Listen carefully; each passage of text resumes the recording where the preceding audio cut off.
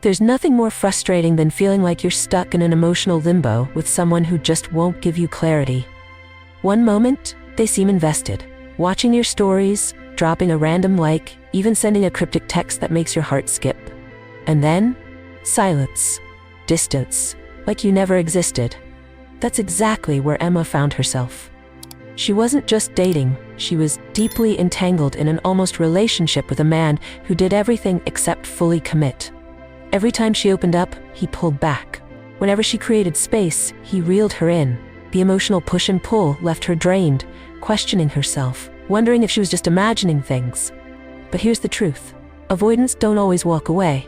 Sometimes they stay, in the shadows, watching, mirroring, waiting. And if you're not careful, you'll mistake their absence for indifference, when in reality, they're still obsessed. Modern Stoic love teaches us something crucial.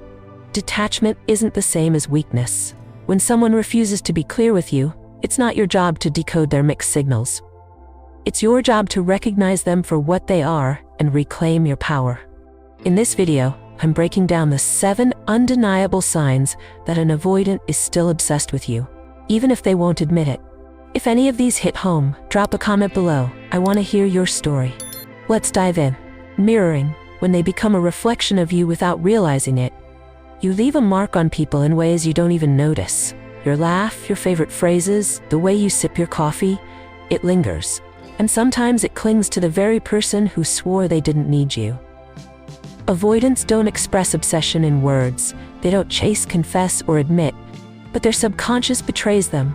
They mirror. Their mind, wired to avoid intimacy, still finds ways to hold on to you. You think they've moved on.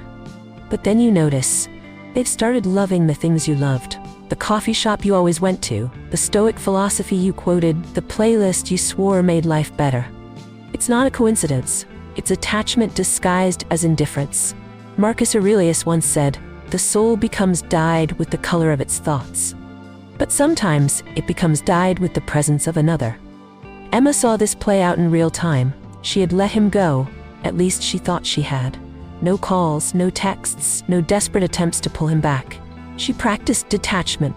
She focused on herself. And yet, months later, his world looked eerily similar to hers. He, the man who scoffed at meditation, was now sharing quotes from Epictetus. He, the one who called journaling a waste of time, was now posting about self-reflection. He who had once dismissed her love for the outdoors was suddenly hiking the same trails. At first it amused her, then it unsettled her. Had he changed? Grown? Evolved? She entertained the idea. But deep down she knew he wasn't becoming a new person. He was holding on to the version of himself that had existed with her. A part of him, no matter how much he denied it, still lived in the spaces she had once occupied. And that's the thing about mirroring. It isn't intentional. It's instinctive. It's what happens when someone has been profoundly affected by you, but refuses to acknowledge it. Picture this. You walk through fresh snow. Hours later, the tracks remain. Someone else walks the same path, not because they have to, but because your footprints are there. Easier to follow than to create their own. Avoidants do this in silence. They pick up pieces of you, embedding them into their identity without even realizing it. But here's what Stoicism teaches us. Their mirroring is not proof of love. It's proof of unresolved attachment. And your job isn't to decode their subconscious. It's to remain rooted in your own presence. Seneca reminds us, it does not matter how long you live, but how well you live. The same applies to love. It's not about how deeply they mimic you, but how freely you choose to live beyond them. Emma understood this. She didn't reach out. She didn't call him out on it. She didn't let the ghost of his borrowed identity haunt her confidence. Instead, she smiled. Because if the best parts of her had become a part of him, then she had won. She had left a mark he couldn't erase. And then she walked away. With the grace of a woman who knew she was the blueprint, not the afterthought. 2. Mixed signals and breadcrumbing. A fisherman doesn't throw his net into the sea expecting to catch every fish. He just needs enough to keep him occupied. Avoidants do the same. They don't chase, they don't beg, but they toss just enough breadcrumbs to keep you wondering. A like on your post from 6 months ago. A vague text, saw something that reminded me of you. Hope you're good. Then nothing. just a lingering silence that feels more deafening than rejection. If you respond, they pull away. If you don't, they return with another carefully timed message. Not enough to pull you back, but just enough to see if you're still within reach. Marcus Aurelius once wrote, "If it is not right, do not do it. If it is not true, do not say it." Yet here you are, decoding messages that were never meant to give you clarity. You tell yourself it's nothing, but a part of you waits. You check your phone more often. You scroll through old conversations looking for signs you missed. And that's exactly what they want. Not a relationship, not closure, just the quiet reassurance that they still exist in your mind. One evening, you get another notification, a comment under a post you barely remember. You always had the best taste in music. It's subtle, familiar. A door cracked open just enough to tempt you. But deep down, you already know how this game plays out. Your heart races. Should you respond? Ignore it? A small part of you wants to believe this means something. That maybe, just maybe, they finally see your worth. But another part, the part that has learned from past patterns, knows this is just another loop in the cycle. You hesitate, fingers hovering over your keyboard. Your mind replays the last time this happened. The fleeting excitement, the overanalyzing, the inevitable disappointment when their attention fades just as quickly as it appeared. You ask yourself, do I really want to go through this again? Stoicism teaches us that attention is currency. Where you invest it, you give power. An avoidant thrives on knowing they still hold space in your mind. The only way to break free is to stop reacting. Stop wondering. Stop giving their breadcrumbs value. Imagine this. You're in a grand ballroom, dressed in elegance, radiating confidence. Across the room, someone watches you, waiting for a glance, a sign that you've noticed them. But you don't. Not out of malice, not out of spite, but because you're too busy dancing, too focused on the rhythm of your own life.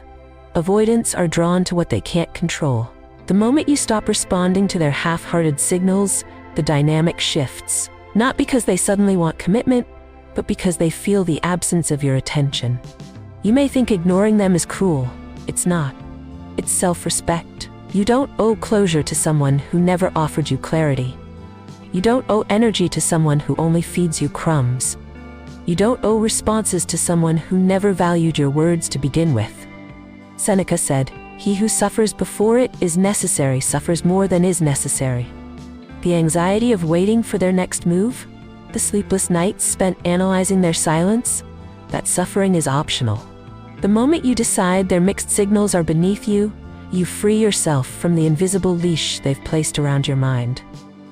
The next time they like your post from months ago, the next time they send a half-hearted message, the next time they dangle just enough attention to keep you hoping, pause. Smile. And keep moving forward. Instead of wondering why they won't commit, ask yourself why you keep giving space to someone who doesn't deserve to be there. You type out a response, then delete it. Instead, you put your phone down, step outside, and breathe in the night air. You remember who you are. A woman too vibrant, too magnetic, too powerful to wait for someone who only offers crumbs. And then you walk away. Not because you were rejected, but because you finally see what they are. A fisherman casting empty nets. And you? You were never meant to be caught. 3. Emotional displacement. People don't always say what they feel, they show it. Not in direct ways, but in patterns, small, seemingly insignificant changes that speak louder than words. When an avoidant walks away, they don't process their emotions the way most people do. They don't sit with their sadness, they don't reflect, they don't grieve. They run into work, into new hobbies, into anything that keeps their mind occupied.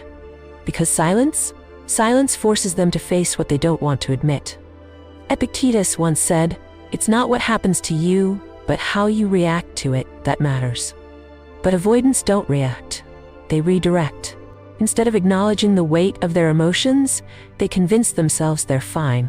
And in their desperate attempt to avoid vulnerability, they become obsessed with distractions. Most often, the very things that remind them of you. Amy saw this unfold firsthand. After months of walking on eggshells in a relationship where she was the only one truly present, she finally left. No dramatic goodbyes, no endless conversations trying to get him to open up. Just a quiet exit, the kind that speaks volumes without a single word. She expected silence. She got it. But what she didn't expect was the way his life suddenly mirrored hers. The man who mocked her love for poetry, now posting verses from Marcus Aurelius. The one who rolled his eyes when she suggested journaling, suddenly documenting his self-growth journey. The one who said yoga was pointless, now dedicating Sunday mornings to sunrise meditation. At first, Amy laughed, then she felt annoyed. Was this some kind of performance, a game, or was he genuinely changing? But deep down she knew the truth. He wasn't growing, he wasn't healing, he was filling a void shaped like her. Every new interest, every new habit was just another way to keep running from what he didn't want to feel. It's like watching someone frantically clean their house, organizing every drawer, dusting every corner, when what they really need to do is sit down and deal with the mess inside them. But instead, they distract, rearrange, pretend that if they just keep moving, they won't have to stop and face what's actually broken. And here's the irony. They believe that by avoiding emotions, they are staying strong. But strength isn't avoidance. Strength is confrontation. Strength is sitting with your pain and understanding it, rather than masking it with distractions. Marcus Aurelius reminds us, you have power over your mind, not outside events. Realize this, and you will find strength. You can't control how someone else processes their emotions, but you can control how you respond to their avoidance. You don't chase shadows, you don't invest in the illusion of change. You focus on reality. When someone avoids their emotions by burying themselves in distractions, it's not your responsibility to pull them back. It's your responsibility to move forward, fully, without looking back. One evening, Amy sat at her favorite cafe, the same one he once claimed was too hipster. She sipped her espresso, feeling lighter than she had in months.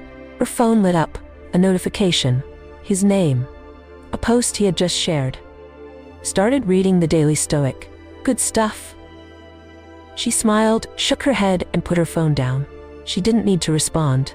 She didn't need to react. She simply leaned back in her chair, took another sip of her coffee, and let him chase ghosts while she embraced the present. Because while he was still running, she had already arrived. Imagine yourself standing in a vast desert. The wind is strong, the sun unforgiving. You see a figure in the distance, running, always running. They stop only to dig, frantically searching for water where there is none. You watch them, knowing full well that all they need to do is be still, to wait for the storm to pass, to trust that everything they seek is already within them. But they don't. They dig, they run, they exhaust themselves. And you? You take a deep breath, close your eyes, and let the wind pass through you. Because you are no longer searching. You have found peace in standing still. Seneca said, "It is not that we have a short time to live, but that we waste a lot of it." And isn't that the truth? How much time have you spent trying to understand someone who refuses to understand themselves? How much energy have you poured into decoding someone else's avoidance, instead of embracing your own clarity? The next time you see them obsessively picking up a new hobby, the next time you hear about how changed they are, remember this: distractions aren't healing. You don't need proof that they still think of you. You don't need validation from someone who could never truly face you. You walk away, not because you don't care, but because you finally understand that true healing doesn't happen through avoidance. It happens through presence. And you? You choose to be present. 4. Competing with you. Some people leave quietly. Others leave with a mission, to prove they're better off without you.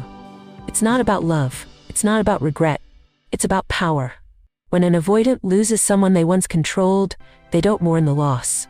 They strategize. They convince themselves they need to win. Win the breakup. Win the narrative. Win the silent competition that only exists in their mind. They'll never admit they still think about you, but their actions betray them. Suddenly they're thriving. Or at least that's what they want you to see. A new job, a new car, a whirlwind romance with someone who looks just enough like you to sting, but different enough to claim it's nothing like what we had. They make sure you see it too. A carefully curated life of effortless success, designed for one purpose: your attention. Marcus Aurelius wrote, "It is not death that a man should fear, but he should fear never beginning to live." But here they are. Not truly living, just performing. Performing for an audience of one. If you've noticed this, if you've seen someone suddenly transform into the best version of themselves the moment you walk away, you're not imagining things. They aren't healing. They aren't evolving. They are chasing validation. And the cruel irony, the moment you stop watching, their game falls apart. A few weeks after the breakup, you hear about them. A mutual friend mentions how great they're doing, how they're so much happier now. You scroll through social media, and there they are, smiling, traveling, posting about new beginnings. But something feels off. Because if they were really over it, why do they need to make sure you know? The truth is, people who are at peace don't broadcast it. They don't curate happiness for the sake of proving a point. They don't need to remind the world they're better off because they're too busy living. But an avoidant? They are crafting a narrative, one where they are the protagonist, and you are the lesson they overcame. You see it everywhere. The indirect posts, the overly enthusiastic celebrations, the way they casually drop hints about their new exciting life in conversations with mutual friends. They think they're being subtle. But they forget one thing: you know them better than that. You remember the version of them who avoided difficult conversations, who struggled with emotional intimacy, who withdrew when things got too real. And suddenly they're reborn? No. They're performing. Imagine this. You're in an arena, a grand coliseum of the mind, where battles aren't fought with swords but with silent gestures and perfectly timed social media posts. Your ex stands across from you, armor polished, holding up a trophy you never asked to compete for. They glance at you, waiting for a reaction. But you're not even in the game. You left the arena long ago. You're sipping coffee on a balcony somewhere, basking in the morning sun, oblivious to the war they're still waging in their mind. This is the secret power of detachment. Stoicism teaches us that real power isn't in proving your worth to others. It's in knowing it so deeply that you don't need to. A few months later, you scroll through your feed again. There they are. A new relationship, a new career milestone, a new adventure. The caption? Something vague, just subtle enough to make you wonder if it's about you.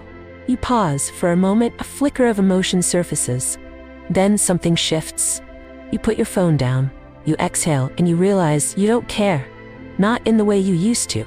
Not in the way they need you to.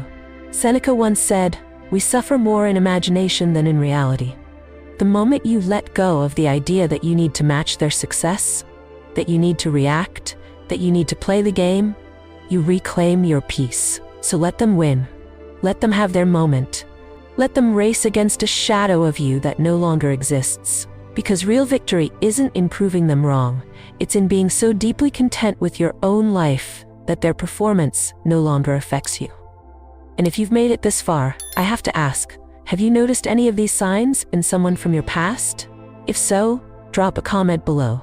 I'd love to hear your story. 5. Paradoxical Deactivation. They say they don't care. But you notice, your story views always have their name at the top. They tell mutual friends they've moved on, but then slip in casual questions about what you've been up to. They act indifferent, but their words carry an edge, a bitterness that wasn't there before. This is not closure. This is a battle they're fighting within themselves. Avoidants exist in a paradox. They fear intimacy, but they also fear losing control. The moment you step away, something shifts inside them. The absence of your presence isn't just noticed, it's felt. And while they won't reach out, won't confess, won't say the words directly, their obsession seeps through in ways they can't contain. Seneca once said, "We are more often frightened than hurt. And we suffer more in imagination than in reality." And isn't that exactly what's happening here? They are not suffering the loss of you. They are suffering the fear of losing what they once had control over. Imagine this: you are a painting, a masterpiece. For years, they walked past you, barely glancing, acting as if you were just another piece of art on the wall. But now, suddenly, you're being taken down, removed from their gallery. And what happens? They start looking. Not because they always valued you, but because the option to gaze upon you at will is no longer there. That's what happens when you detach from an avoidant. Their mind doesn't mourn you like a secure person would. It fixates. Not because they want you back, but because they can't bear the reality that you are now beyond their grasp. They might not message you, but they will keep you within reach in the most passive-aggressive ways possible. Watching your stories, commenting under mutual friends' posts, just enough so their name pops up on your feed, dropping vague, melancholic quotes on their social media. Things that seem innocent on the surface, but you know better. They don't want to be forgotten. Marcus Aurelius wrote, "A person's worth is measured by the worth of what they value." And if someone only begins to value you after you leave, what does that say? It was never about love. It was about control. Avoidants do not handle losing well, because they never prepared for it. They assumed you'd always be there, assumed that if they ever wanted to return, the door would still be open. But when you close it, when you truly step into your own power and stop looking back, that's when their obsession takes root. At first, they might pretend not to care. But then, they start appearing everywhere, always at a distance, but just close enough to be noticed. They ask about you without asking. They speak your name without saying it. They make sure you remember that they still exist, without ever confronting what that really means. It's a silent pull, a desperate attempt to keep a thread of connection without admitting they still feel something. Picture this. You're walking through a garden, a beautiful space filled with color, warmth, life. As you move forward, something catches your eye, a shadow trailing behind you. It never steps into the light, it never moves ahead, but it lingers, just enough to remind you it's there. That's what an avoidant does. They won't chase you, but they won't let you go either. But here's the hard truth. Their reaction does not change your reality. Their sudden attention does not validate your worth. Their silent suffering is not your responsibility to soothe. Seneca reminds us, associate with people who are likely to improve you. And this is not improvement, this is a loop, a cycle. The game of emotional chess, where they make a move only when they sense you're about to walk off the board. And you're too radiant, too full of life, too deeply immersed in your own journey to let their indirect obsession pull you back in. So let them watch, let them wonder, let them wrestle with their own contradictions. You have nothing to prove, you've already won. Fake happiness. A person at peace does not need an audience. Yet, when an avoidant leaves, their absence is often louder than their presence. They don't just disappear into the background, they put on a show. A grand performance of a life that looks effortlessly happy, flawlessly put together, just enough for you to notice. Their social media transforms overnight. A new job, exotic vacations, smiling selfies at rooftop bars, laughing just a little too hard. And, of course, the not-so-subtle hints about moving on, cryptic captions, new connections, a sudden surge of confidence. But something feels off. Not because you're still emotionally attached, but because the performance is too deliberate. Marcus Aurelius once wrote, "The happiness of your life depends upon the quality of your thoughts." But what happens when someone's happiness is not real, just carefully constructed for the world to see? They want you to believe they've forgotten you, that life has only gotten better since you walked away. But true happiness is quiet. True peace does not beg for validation, and yet they are everywhere, except where it truly matters. Imagine this. You walk into a grand theater, the curtains rise, the lights shine, and there they are, center stage, delivering the performance of a lifetime. Every move calculated, every expression rehearsed. The crowd watches, enchanted. But you've seen behind the scenes. You know that once the applause dies down, the stage goes dark, and they are left alone, with nothing but silence. That's what an avoidant does after losing someone they thought would always be there. Their world may look golden, but beneath the surface, cracks run deep. Because true confidence, true healing, does not demand an audience. It does not need proof. It just is. Seneca reminds us, it is not the man who has too little, but the man who craves more, that is poor. And isn't that the essence of fake happiness? They crave something, validation, attention, proof that they are winning the breakup. But in that craving they reveal the very thing they want to hide, that they are not as unaffected as they pretend to be. You've seen it before. The sudden gym obsession, the forced glow up, the exaggerated displays of being better off. And yet, you know them. You remember the person behind the filter, the one who once struggled to express their feelings, the one who now acts as if life has magically realigned. But here's the truth. The louder someone has to declare their happiness, the less real it is. People who have truly moved on don't need to prove it. They are too busy living, too at peace within themselves to curate an image of perfection. So what does Stoicism teach us here? Detachment. Not from them, but from the illusion. From the need to decode, to compare, to wonder if they really have it better. Because the moment you stop watching, their performance loses its power. You scroll past their post without hesitation. You sip your coffee, the morning light warming your skin. And for the first time, you understand. They may be playing the role of a lifetime, but you are no longer in the audience. 7. Returning when you move on. Silence, distance. They gave you nothing. So you took back everything. You rebuilt yourself, moved on, found happiness, maybe even with someone new. And just when you least expect it, there they are. A message, innocuous, "Hey, hope you're doing well." A comment on an old post, a reaction to your story. A familiar name appearing in your notifications after months, maybe years of absence. It's not an accident. It's not because they suddenly realized your worth. It's because they saw something they weren't prepared for. You, living without them.